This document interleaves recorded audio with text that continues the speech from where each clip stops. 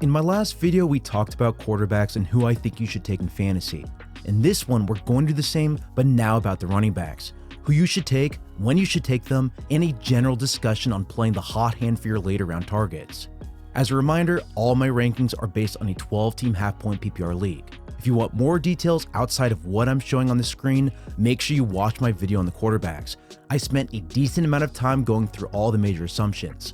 Also, like before, if you want any of the rankings in an easily downloadable Excel file, follow the link to my Patreon account. So with that being said, let's talk about my favorite running backs. In tier number 1, I have the top 4 running backs, and these 4 make up the top 4 on my big board. You have Saquon Barkley, Christian McCaffrey, Ezekiel Elliott, and Alvin Kamara. That's the order I'm taking these players. Yes, I do know there are debates when it comes to offensive lines and to Barkley being the number 1 guy, but based on all my tracking last season, he seriously deserves it. With him, it simply doesn't matter that his line is super inconsistent. He's going to put up points. Out of all the running backs I tracked last year, he was one of the few that consistently put up big numbers independent of his offensive line and scheme. I have no problem believing he's going to do that again. Plus, with his skill set, he offers a ton of upside as a receiver. He's going to be heavily involved in his offense. For what I said about Barkley, the same can actually be said about Christian McCaffrey.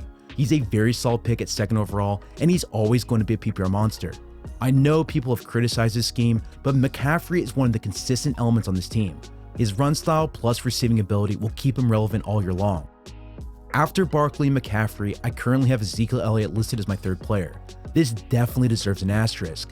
Unless he's back in the lineup before you draft, lower him at least 2 or 3 rounds in all of your rankings. We just don't want another Le'Veon Bell type situation. However, I will note that if he does fall to the 4th or 5th round of your draft, this is about the point where I'd start considering taking him. There is too much risk in the first couple of rounds though. Before we discuss my tier 2 running backs, Audible has generously agreed to sponsor the series. If you are like me and you enjoy good storytelling, Audible is your best source for audiobooks. They have a very easy to use app that is convenient for use at the gym while commuting or on the go. Audible gives you access to so many different titles and authors, among the best sellers to audiobooks on business to even audiobooks on sports, and they're all professionally narrated. Plus, once you choose your audiobook, it's completely yours. For me personally, and I've been a member going on 2+ years now, I love audiobooks on sports and how people create innovative ideas to change the games that we love. For example, I just listened to Astro Ball: The New Way to Win It All by Ben Ryder, and that audiobook was perfect. He details the behind-the-scenes process on how the Astros went from one of the worst teams in baseball to one of the best, and he does so in a very unique way. Honestly, I'm not even a fan of baseball, and the audiobook was simply great. And yes, there are definite takeaways to the world of football as long as you keep an open mind. So start listening today with a 30-day Audible trial. Your first audiobook plus 2 more Audible originals are free. Visit audible.com/Samuel or by texting Samuel to 500500. Again, that's audible.com/Samuel or by texting Samuel to 500500. Alright, so let's talk about tier 2. On my list, I have the following players. I have David Johnson, Joe Mixon, Le'Veon Bell, James Conner, and Todd Gurley. As far as David Johnson is concerned, he's my highest rated player of this bunch. He has a very high ceiling based on his receiving ability and his fit in this new offense. Plus, if his new head coach doesn't run him up the gut against a stack box like they did last year, he should definitely improve on what he did. He should be used on more perimeter runs and screen plays in order to get him in space. He's going to be a much bigger part of this offense. I will note, however, that he does come with the risk of running behind a bad offensive line. I just don't trust this unit. While this may be the case, he's still my top tier 2 running back based on his obvious upside. Outside of Johnson, Joe Mixon is the next guy on my list. I did a video breaking down his fit in Dak Taylor's offense based on how he runs wide zone principles. I think he's going to fit in it nicely. His risk is very similar to Johnson's though. His offensive line is also very inconsistent. If you are picking at the end of the 1st round, Mixon should definitely be in consideration. Outside of these 2 players, the rest of these guys are late 1st or early 2nd round grades. A smart strategy this season if you end up with the 10th or 11th pick is by pairing one of these running backs with a top tier receiver on the turn. It's something I've done in a few of my mock drafts, and I usually end up with a pretty good roster. The last thing I'll note before moving on from this group is that I want you to pay close attention to Todd Gurley. He's been dealing with knee issues that started last season, and with the Rams drafting Darrell Henderson out of Memphis, I think they're going to limit his carries. I'm currently projecting him at 14 or 15 a game, and honestly, that's all I feel comfortable giving him.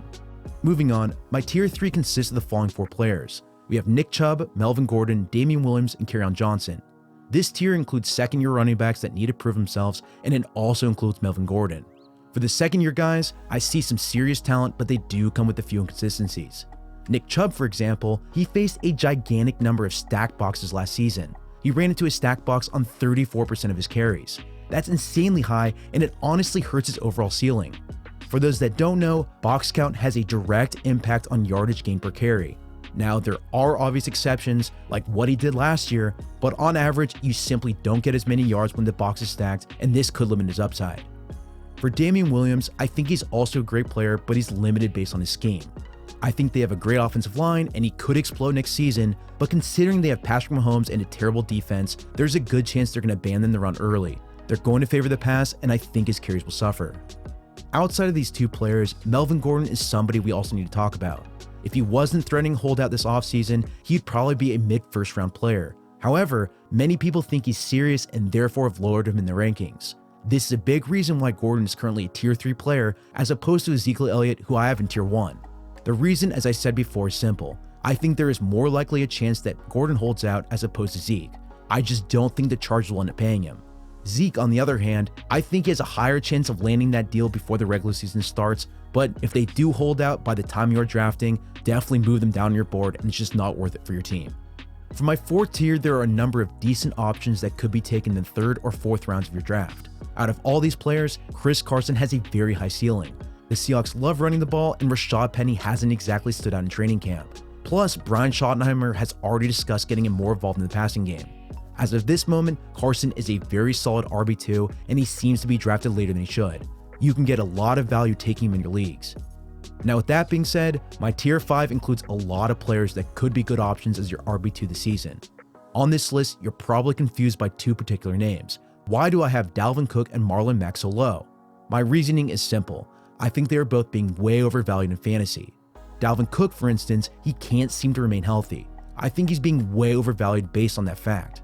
He's a guy that hasn't played a full season yet, and every projection has him around 1,500 total yards.